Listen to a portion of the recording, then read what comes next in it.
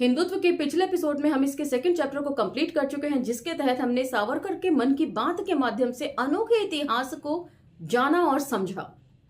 ये इतिहास ऐसा था जिसका प्रमाण आपको दुनिया के किसी और इतिहास की पुस्तक में नहीं मिलेगा, क्योंकि सावरकर इसमें खुद स्पष्ट तौर पर लिखते हैं कि हमें जब भी इतिहास पढ़ना चाहिए तो तथ्यों के आधार पर जो प्रमाणिक इतिहास होता है ना, उसको तवज्जो न देकर हमें अपने अनुमान की सीमा में प्रवेश करके मन मुताबिक जो है इतिहास को पढ़ना चाहिए और अपने हिसाब से उसको इंटरप्रेट करना चाहिए, बेशक वो कितना ही गलत क्यों ना हो।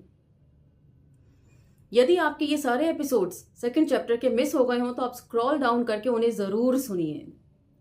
आज से हम इसके थर्ड चैप्टर की तरफ बढ़ेंगे और हास्यास्पद तरीके से मन की बात जो है यहाँ भी जारी रहेगी और इतिहास को किस तरह तोड़ मरोड़ कर उन्होंने प्रस्तुत किया है ये तो हमने पिछले चैप्टर के तहत जान लिया, लेकिन इस चैप्टर में न केवल गलत सलत इतिहास में प्रस्तुत कर रहे हैं बल्कि धमकी भरे लहजे के साथ भी उसे प्रस्तुत कर रहे हैं।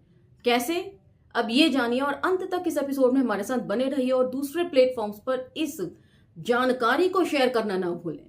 तो चलिए मेरे साथ। जय भीम, मैं शालिनी और आप देख रहे हैं अंबेडकर नामा। तो थर्ड चैप्टर का टॉपिक है बौद्ध धर्म के अभ्युदय तथा ह्रास के कारण हिंदू नाम को असाधारण महत्व प्राप्त हुआ। इस चैप्टर के तहत हम 16 टॉपिक हैं जो कवर करेंगे और हर टॉपिक को बेहद ध्यान से सुनिएगा। चलिए शुरू करते हैं। बौद्ध धर्म के उदय से पूर्व हिंदुओं के बाहरी संबंध दुनिया से अबाधित बने हुए थे, मतलब किसी तरह का कोई रुकावट नहीं थी। एतत् देश प्रसूतस्य सकाशादग्र जन्मनः स्व स्व चरित्र शिक्षुरेण पृथ्व्याम सर्व मानवः मनु। तो ये मनुस्मृति से लेकर यहाँ पर रखा है सावरकर ने, और इसका गूगल पर यदि आप सर्च करेंगे इस श्लोक का तो महर्षि दयानंद के अनुसार इसका क्या इंटरप्रिटेशन है वो सुनिए। इसी आर्यवर्त में उत्पन्न हुए ब्राह्मणों अर्थात विद्वानों से भूगोल के सब मनुष्य, ब्राह्मण, क्षत्रिय, वैश्य, शूद्र, दस्यु, मलेच्छ आदि सब अपने अपने योग्य विद्या चरित्रों की शिक्षा और विद्याभ्यास करें। तो यहाँ पर यह बात जाननी दिलचस्प है कि इसमें खुद ही जो ब्राह्मणों का पर्याय है वो विद्वानों को रखा गया है कि जब भी आप विद्वान बोलें तो विद्वान से मतलब सिर्फ ब्राह्मण ही निकलता है और कुछ नहीं निकलता। और सिर्फ इस देश के तो क्या पूरी दुनिया के विद्वानों को इन्हीं से शिक्षा लेनी चाहिए, इन्हीं के मन मुताबिक सबको पढ़ना चाहिए, मन की बात समझनी चाहिए इनके। ये हम लोगों के राष्ट्राभिमान स्मृतिकारों को गर्व के साथ कहने योग्य था, क्योंकि हम लोगों के पराक्रम का क्षेत्र बहुत विस्तृत हो चुका था। तब भी प्रस्तुत विवेचन के परिप्रेक्ष्य में बौद्ध धर्म के अभ्युदय के पश्चात हिंदुस्तान का अंतर्राष्ट्रीय जीवन किस प्रकार का था, इस पर विचार करना आवश्यक हो जाता है कि बौद्ध धर्म यहाँ पर क्यों पनपा और उससे पहले हम कितने मजे से रह रहे थे। तो अब सुनिए कि किस तरीके से बौद्ध धर्म में जो है आकर प्रचार प्रसार ने बौद्ध धर्म के यहाँ के हिंदुत्ववादी या आर्य लोगों का मजा किरकिरा कर दिया। अब समय इतना बदल गया था कि हम लोगों की इस भूमि के लिए राज्य के आक्रमण तथा विस्तार की सभी संभावनाएं समाप्त हो चुकी थी। मतलब पूरे देश को हमने अपना उपनिवेश बना लिया था, और जिसमें पिछले चैप्टर में तो आपने जाना है कि मगध भी इनका उपनिवेश था। ऐसा मन की बात में सावरकर ने लिखा है। राजकीय दिग्विजय के लिए कोई अवसर शेष नहीं बचा था। हम लोगों की राष्ट्रीय आकांक्षाएं देश की सीमाएं लांघती हुई विश्व के अन्य देशों पर आक्रमण करती रहीं। मतलब इन्हें शांति से बैर था, इन्हें हमेशा लड़ाई झगड़ा ही पसंद था। लोग अपने पड़ोसी देशों से अच्छे संबंध बनाकर रखना चाहते हैं ताकि आड़े समय में यही संबंध जो है वो काम में लाए जा सकें, लेकिन इन्हें सिर्फ लड़ाई झगड़ा ही पसंद है। पूर्व इतिहास में ऐसा कोई उदाहरण नहीं दिखाई देता। विदेशों में भी हमारे संबंध अभूतपूर्व रूप से जटिल हो गए।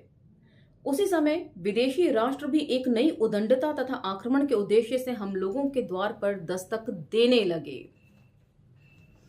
इन्हीं राजकीय घटनाओं के साथ बौद्ध भगवान के धर्म चक्र प्रवर्तन के महान अवतार कार्य का प्रारंभ हुआ। उसी समय हिंदुस्तान अन्य राष्ट्रों का केवल हृदय ही नहीं अपितु आत्मा भी बन गया। मिस्र से लेकर मेक्सिको तक के लाखों अनगिनत लोगों के लिए सिंधु की ये भूमि उन्हें ईश्वर तथा संतों की पुण्य पावन भूमि प्रतीत होने लगी। दूर दूर के क्षेत्रों से लक्षावधि भाविक यात्री यहाँ एकत्रित होने लगे तथा हजारों विद्वान धर्मोपदेशक साधु संत विश्व के सभी ज्ञात स्थानों पर जाकर संचार करने लगे। तो ये जिक्र हो रहा है तक्षशिला विश्वविद्यालय का नाम नहीं लिखा गया, लेकिन बताए गए ब्यौरे से आप अंदाजा लगा सकते हैं कि ये तक्षशिला विश्वविद्यालय की चर्चा यहां पर की जा रही है। और ये आर्यों ने स्टैब्लिश नहीं किया कभी भी। यदि आप गूगल पर सर्च करेंगे तो बहुत सारा मटेरियल जो है वो बदल दिया गया है। मैंने 8 अप्रैल को तकरीबन शाम के 5:30 बजे जिस साइट को खोला था विकिपीडिया की, उसमें यदि आप संदर्भ सूची के साथ साथ कितने उसमें चेंजेस किए गए हैं वो मेंशन करता है। उसमें क्लिक कर जब मैंने देखा तो मैंने देखा कि 2 घंटे पहले इसमें कई सारे चेंजेस किए गए हैं। आर्टिकल में 144 चीजों को इसमें से बाहर किया गया है और 308 नई चीजों को इसमें इंक्लूड कर दिया गया है। आर्टिकल में तेजी से बदलाव किए जा रहे हैं। आपके पास जो इंफॉर्मेशन आ रही है गूगल के तहत, उसमें कौन कर रहा है ये बदलाव और क्यों कर रहा है, क्या जरूरत है इन बदलावों की। अलग से आर्टिकल लिखकर भी तो आप उसको कह सकते हैं कि इस आर्टिकल में गलत लिखा हुआ है। जो ऑलरेडी अपलोडेड इंफॉर्मेशन है उसमें काट छांट कर नई चीजों को जोड़ने से क्या मंशा आप लगाएंगे। तो गूगल भी इतना ऑथेंटिक नहीं रह गया है। पढ़ने लिखने का, हार्ड कॉपीज का जो चलन है उसको बढ़ावा दीजिए। आगे बढ़ते हैं। विदेशियों ने हमें सिंधु अथवा हिंदू नाम से ही संबोधित करना जारी रखा। इस प्रकार के आवागमन के कारण हम लोगों का पुराना नाम राष्ट्रीय नाम के रूप में सर्वमान्य हो गया। सिंधु हिंदू दोनों साथ साथ हमेशा इन्होंने लिखा है। इस बात को जरा आप नोटिस कीजिएगा। इनको कहीं भी क्लैरिटी नहीं है, क्योंकि झूठ बोलने वाले को ना क्लैरिटी नहीं होती कि उसने कब क्या बोल दिया। इसलिए वो दो चीजें अनुमान के साथ लेकर चल रहे हैं। सिंधु या हिंदू, सिंधु या हिंदू, हर जगह आपको यही पढ़ने को मिलेगा। हम लोगों से सिंधु अथवा हिंदू लीजिए, एक लाइन पहले भी यही लिखा था। हम लोगों से सिंधु अथवा हिंदू नाम से व्यवहार करने वाले राष्ट्रों के साथ हमारे संबंध राजकीय अथवा दैत्य कर्म विषयक रखते समय प्रारंभ में भारत खंड के साथ हिंदू नाम का प्रयोग करते, परंतु कुछ समय पश्चात भारत खंड नाम वर्णित कर केवल हिंदू नाम का ही प्रयोग करना आवश्यक प्रतीत हुआ। क्यों हुआ? भारतवर्ष तो हमेशा से ही लोग जानते थे, तो फिर भारतवर्ष का नाम चेंज करके हिंदू राष्ट्र रखने की क्या जरूरत महसूस हुई? इसके ऊपर चर्चा करते हुए वे क्या बात बोल रहे हैं कि हमने इतनी मेहनत करके इस लैंड को एक्वायर किया, आर्यवर्त को हमने स्थापित करने में जी जान लगा दी, और किस तरीके से बौद्ध धर्म जो है उसको तोड़ने में लग गया। अगले पैराग्राफ में वे लिख रहे हैं, संपूर्ण विश्व में हिंदू नाम का ही प्रसार होने के पीछे तथा हम लोगों के मन में अपने हिंदू होने की भावना एकाधिकत दृढ़ होने के पीछे बौद्ध धर्म का अभ्युदय ही था। जैसे जैसे बौद्ध धर्म का प्रचार प्रसार बढ़ने लगा, वैसे वैसे इनको मिर्ची लगने लगी। यही सीधा सा मतलब है। ऐसा कहा जाए तो इस बात पर आश्चर्य नहीं होता है, तथापि बौद्ध धर्म का ह्रास भी इस भावना को अधिक प्रबल बनाने का कारण बन गया। तो बाकायदा धमका रहे हैं, सच बता रहे हैं कि बौद्ध धर्म जो था वो क्यों उसका पतन हो गया। हम लोगों की वजह से, हम आर्य लोगों की वजह से हमने उसका पतन कर दिया, क्योंकि बौद्ध धर्म जो है ये हमारे आर्यवर्त के ऊपर खतरे की तरह मंडराने लगा था।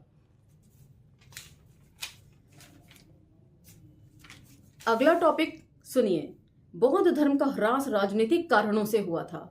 अब जरा शुरू में ही इस टॉपिक के ध्यान दीजिए। बौद्ध धर्म का ह्रास जिन कारणों से हुआ था उसमें से सर्वाधिक महत्वपूर्ण घटना पर विद्वानों ने सूक्ष्मता से विचार नहीं किया है। अब ये अपने मन के मुताबिक विचार करके आपको क्या बताएंगे।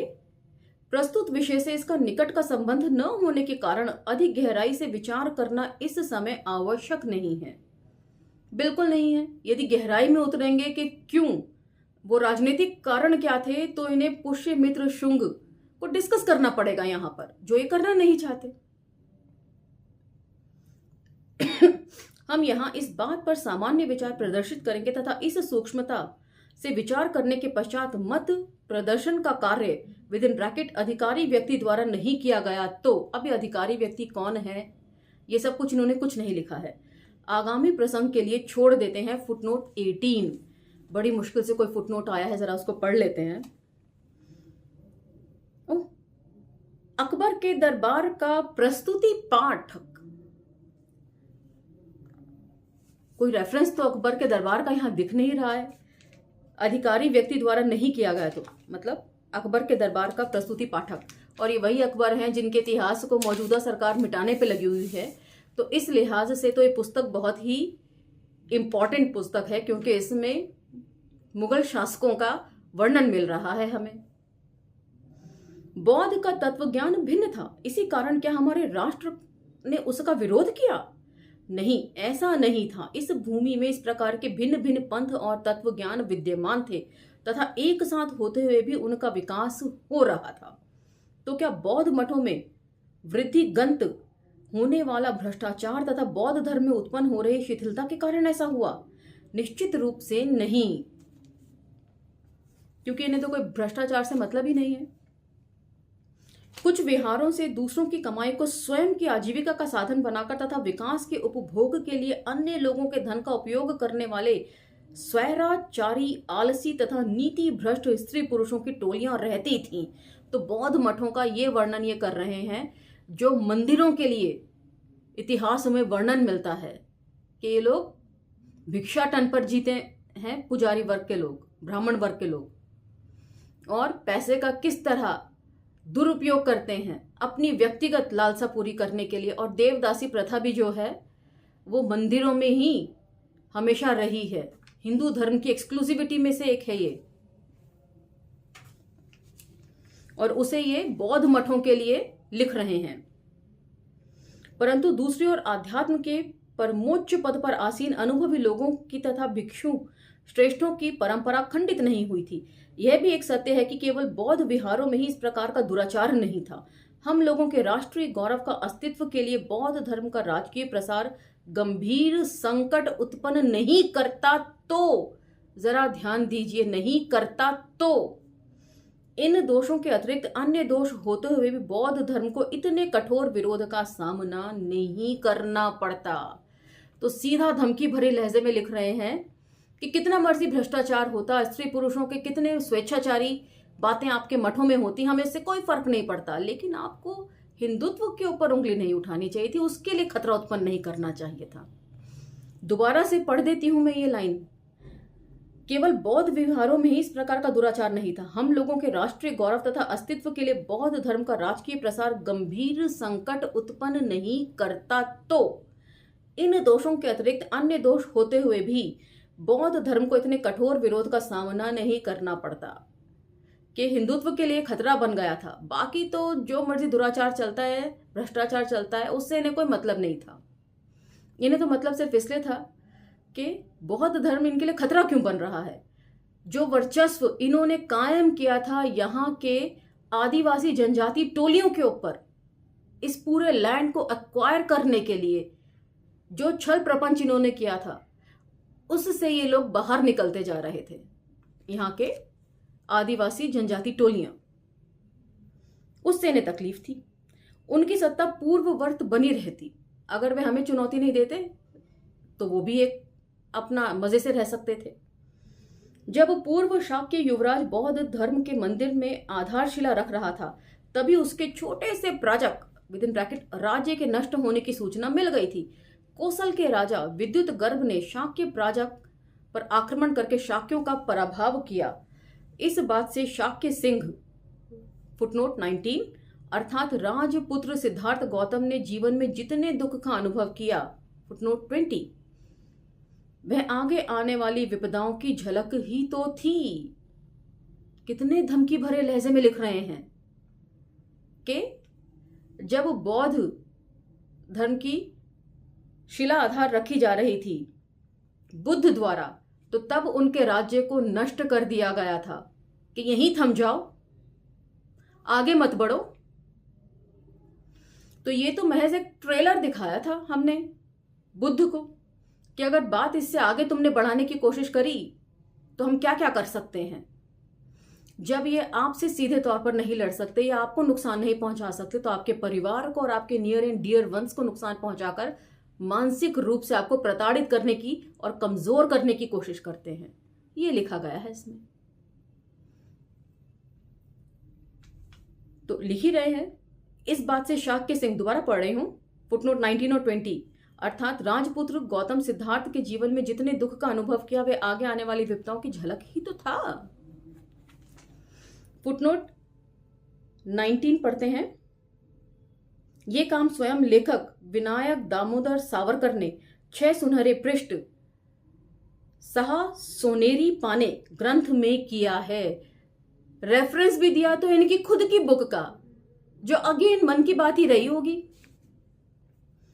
उस ग्रंथ के परिच्छेद क्रमांक 157 से 160 तथा 357 से 359 और सावरकर खंड 3 पृष्ठ 52 से 59 तथा नए संस्करण में 122 से 124 का अवलोकन करें। बाल सावरकर संपादक बचपन से मन की बात करते थे। तो आज का ये एपिसोड हम यही समाप्त करते हैं। आप इन महत्वपूर्ण बिंदुओं पर विचार कीजिएगा। इनका सारा लिटरेचर जो है समय समय पर अपने लोगों को चेताने के लिए ही इन्होंने लिखा है।